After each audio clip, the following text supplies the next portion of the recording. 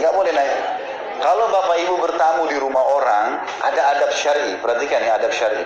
Nabi SAW kalau bertamu ke rumah orang, maka beliau tidak pernah berdiri di depan pintu pas.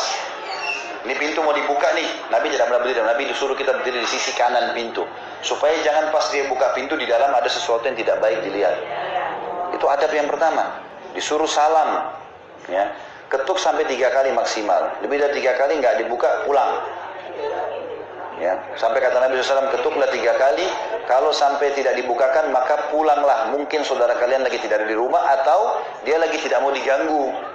Ya.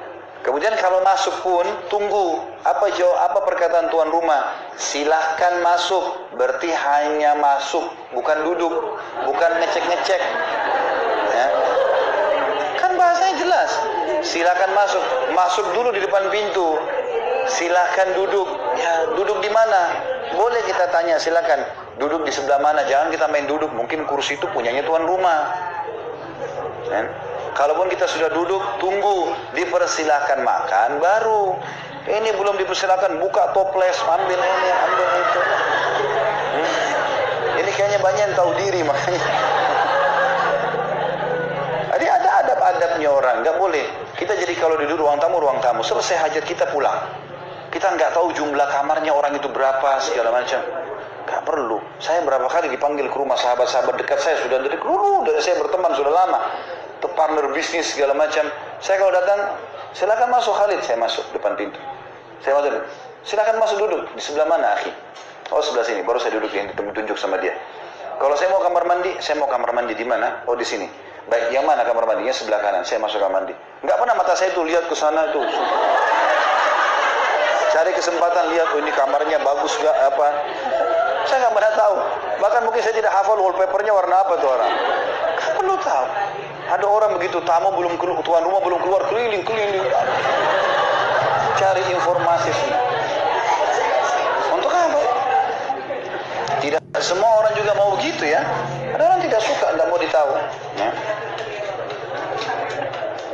Jika pasangan laki-laki menyumbar aib pasangannya, sedangkan untuk yang perempuan sudah menutupi aib tersebut, tenang aja, jangan balas kesalahan dengan kesalahan. Kalau ada orang yang menyebarkan aib kita, ada yang membicarakan kita, tidak usah ikut-ikutan.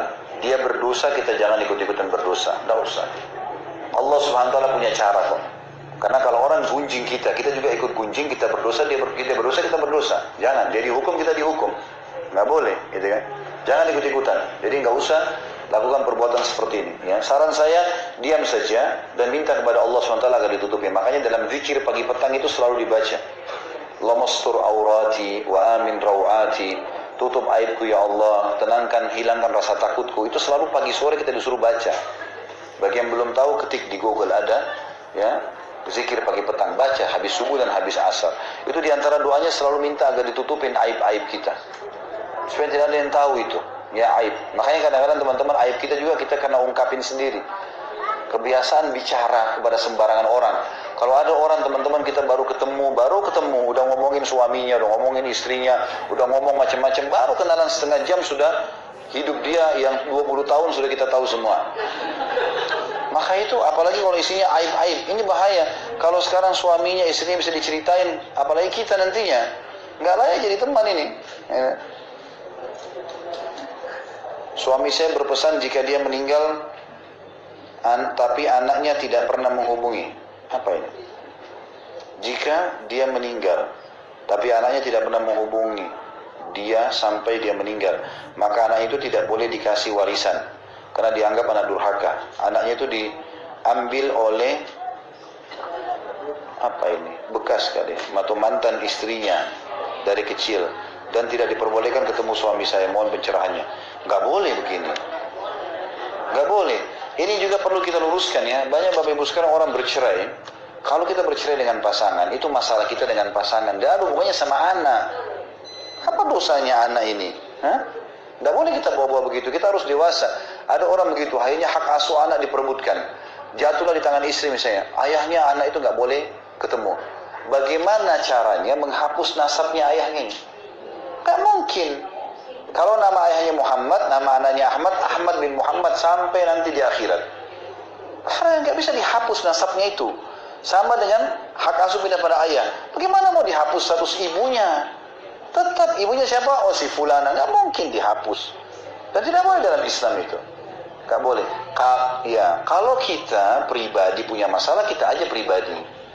Dan begini teman-teman, dalam masalah kasus-kasus yang kita hadapi sama orang, coba kita belajar bijaksana dan mengerucutkan apa yang sedang kita hadapi dengan dia. Masalah apa saja, misalnya suami istri, ada masalah apa? Misalnya suaminya ibu telat beli pesanan, berarti masalahnya telat beli pesanan, hanya itu. Nggak ada hubungannya sama orang tuanya, sama keluarganya, sama sukunya. Ya, ini telat beli pesanan 2 hari nggak ngobrol, 2 hari nggak biologis, 2 hari nggak makan sama-sama. Ngapain ini? Rugi banyak sekali, pahala yang hilang, kenapa nih? Ya, gara-gara itu saja. Apalagi kalau lisannya, kau memang nggak dididik sama orang tuamu. Musuhnya tadinya cuma 1, suaminya, sekarang jadi 3, sama mertuanya 2. Memang keluargamu itu. Kalau keluarganya 300 orang, 300 musuhnya. Memang sukumu itu. Kalau 3.000 orang, 3.000 musuhnya. Untuk apa? Coba belajar kerucutin masalah, ya. Kalau kita bisa petak-petakin itu, bagus sekali. Kita petakan itu. Jadi kalau kita punya masalah apa, kita selesaikan itu. Itu aja, selesai kok masalahnya. Tapi kita kadang-kadang tumpuk-tumpukin dan terlalu dibesar-besarkan. Akhirnya jadi masalah besar. Padahal sebenarnya tidak. Masalahnya kecil kalau kita lihat, gitu kan. Coba kerucutkan gitu. Punya masalah sama siapapun, punya masalah di poin itu, bahas poin itu saja, selesai. Nah, ini juga saya pernah bahasakan, karena kalau tidak akan melebar. Contoh kalau makanan, saya pernah kasih contoh itu. Kalau Bapak Ibu pernah makan jeruk asam, yang kita tidak suka asamnya. Ya, jadi yang kita tidak suka karakter buruk yang sedang ada pada orang yang kita tidak suka itu. Ya, tapi bukan fisiknya. Sekarang kalau kita makan jeruk asam, yang kita tidak suka asamnya bukan fisik jeruk. Kalau fisik jeruk, kita tidak akan makan jeruk sampai mati. Kita makan ikan amis, bukan ikannya, amisnya. Sehingga kalau ikan yang lain amisnya hilang, kita makan, kan gitu. Sama dengan itu, kalau ada orang kafir, benci Islam, tapi begitu dia tinggal kekafirannya, dia masuk Islam, selesai. Berarti sifat buruknya sudah hilang, kan? Ada orang buat salah, berbohong, lalu dia taubat, selesai. Memang begitu dalam Islam. Kita nggak perlu menarik kepada semua hal. Akhirnya sifat pendendamnya muncul, ini segala macam, merusak hati sendiri. Kenapa? Jadi saya sarankan kalau ini ingatkan, ibu ingatkan suaminya, nggak boleh begitu, ya. Dan tidak ada namanya kalau anak itu tidak menghubungi ayahnya, lalu dianggap durhaka. Kita kan tidak tahu ibunya dia cokokin apa nih, gitu kan? Maksudnya dikasih pemahaman yang salah mungkin, kan gitu. Jadi nggak bisa dihapus status anak. Dan kita kalau sudah meninggal teman-teman, nggak ada urusannya kita mengurus warisan, nggak ada urusan. Bukan urusan si mayit sudah mati. Uang itu sudah jadi haknya ahli waris. Kita mau nggak boleh, harus dibagi. Kecuali anak itu murtad. Kalau dia keluar beda agama, nggak ada warisan. Kata Nabi SAW, kafir tidak mewarisi muslim, muslim tidak mewarisi kafir, gitu kan? Tapi kalau selain daripada ini nggak ada urusannya. Ya. Ibu saya mu'allaf, jadi belum terlalu belajar banyak tentang agama Islam. Apakah ibu saya melakukan kesalahan atau dosa-dosa besar? Bagaimana cara saya mengingatkan atau memberitahu kepada ibu saya supaya saya tidak durhaka kepada orang tua? Karena kadang orang tua saya tidak terima dan mengatakan kamu lu ya masih kecil. Kamu tuh masih kecil, durhaka nanti kamu. Pertama sekali orang kalau mengenal satu agama, saya berapa kali ada orang ucapin syahadat alhamdulillah di majelis kami. Terakhir juga ada orang Kanada itu hari datang di Masjid Blok M. Kemudian syahadat. Saya tanya dia, ini syahadat faham nggak ini masuk agama Islam ini? Ini bukan hanya sekedar suka wanita karena dia mau nikah waktu itu, atau hanya sekedar karena tertarik dengan pakaian atau pekerjaan. Ini agama, ini keyakinan, prinsip hidup, panduan hidup. Jadi dia akan menentukan mana halal haram, mana boleh, mana nggak boleh, dari makanan, minuman, pakaian, pergaulan, pendapatan. Ini bukan main-main agama ini. Faham nggak ini masalah agama? Terus akhirnya dia bilang, iya faham, baik. Saya jelaskan dulu. Halal haram itu begini. Sedikit saya kasih gambaran. Sudah, alhamdulillah dia tenang, dia terima, sudah. Ya?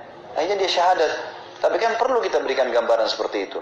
Kalau ada orang yang masuk Islam hanya karena tertarik masalah pernikahan, hanya karena harta, tergiur dengan harta, pekerjaan, apalah lingkungan, segala macam, maka ini tetap harus dia belajar. Harusnya dia belajar. Tapi kita tidak katakan dia dosa besar kalau dia tidak belajar. Karena kan juga dilihat kondisinya. Mungkin memang tidak ada yang ngajar dia, ya kan? Mungkin ini, mungkin itu, banyak sekali faktor-faktornya. Dan butuh waktu memang. Satu-satunya orang mu'allaf yang mau belajar memang kalau dia memang mencari kebenaran itu baru. Ada orang-orang memang yang subhanallah sebelum masuk Islam malah tahu. Saya pernah ngisi di Albina, di Senayan waktu itu ya. Ada masjid saya dengan Dr. Bilal Philips waktu itu ngisi. Beliau ceramah, dia tanya saya, Khalid, saya bicara apa? Saya bilang, antum bicara kan tadinya Nasrani masuk Islam, pengalaman Islam saja. Nanti biar saya yang bicara masalah akidahnya. Sepakatlah saya sama beliau, karena kan beliau sempat tulis buku, ada 3.000 prajurit Amerika yang masuk Islam kan. Bukunya banyak sekali, Masya Allah, buat orang masuk Islam. Saya bilang ceritain pengalaman itu. Kita sama dia, habis itu saya ceramah tentang masalah akidah, bagaimana itu Islam, segala macam. Kami kombinasi ceramah, tapi dia bahasa Inggris, saya bahasa Indonesia. Karena audiensnya orang-orang kita kan. Tapi dia ada diterjemahkan. Habis itu saya tidak sengaja bilang sama panitia, saya bilang sebentar, sebelum dibuka pertanyaan, atau pas dibuka pertanyaan, setelah pertanyaan, saya bilang, coba saya minta panitia, siapa tahu di sini ada yang hadir orang non-muslim. Saya tidak tahu kenapa saya ucapin itu waktu itu. Tiba-tiba saya pikir, siapa tahu ada non-muslim, kalau ada non-muslim, siapa tahu tertarik mau masuk Islam, silakan ke depan. Terus panitianya bilang, iya ini kita follow up nih apa yang Ustaz Khalid bilang nih, ya. Siapa tahu ada non-muslim sini yang hadir. Ternyata ada dan tidak sedikit mereka yang hadir, banyak. Ada yang mungkin 2-3 orang yang syahadat sama saya. Tapi yang jadi saksi bahasan salah satunya dari timur-timur datang, kemudian dia bicara sama saya. Dia duduk dan saya bilang, saya mau masuk Islam, ya ada paksaan, nggak ada syahadat, baru kemudian saya minta dia ceritakan pengalamannya. Tapi orang ini, saya tanya, bagaimana pengalaman masuk Islam? Dia bilang, Ustaz, hampir semua ceramah Ustaz sudah saya dengar. Sebelum masuk Islam, saya sering ikutin di YouTube, saya sudah dengar. Ustaz bilang di Siros ini, dia cerita sama dia. Ustaz ceramah masalah ini. Jadi dia ini seperti orang yang memang cari kebenaran, ngerti nggak? Jadi pada saat masuk Islam, itu dia sudah siap sekali memang. Dia siap untuk bisa mengamalkan Islam. Nah orang seperti ini yang ideal sekali.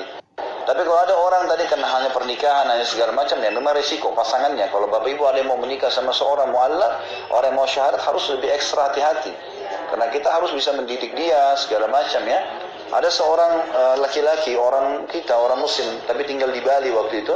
Dia nikah sama seorang wanita Jepang, tapi dia nggak paham agama, wanitanya mu'allaf. Teman-temannya pada cerita, pada saat pulang ke Jepang, istrinya pulang ke sana, karena wasitnya orang kaya, dia ikut. Ayah tidak ditahu kabarnya. Setelah dia meninggal baru ketahuan. Ternyata waktu di sana, istrinya nggak ngerti Islam, dia nggak ngerti Islam, keluarga istrinya semua orang-orang penyembah patung, segala macam. Maka waktu dia meninggal dibakar.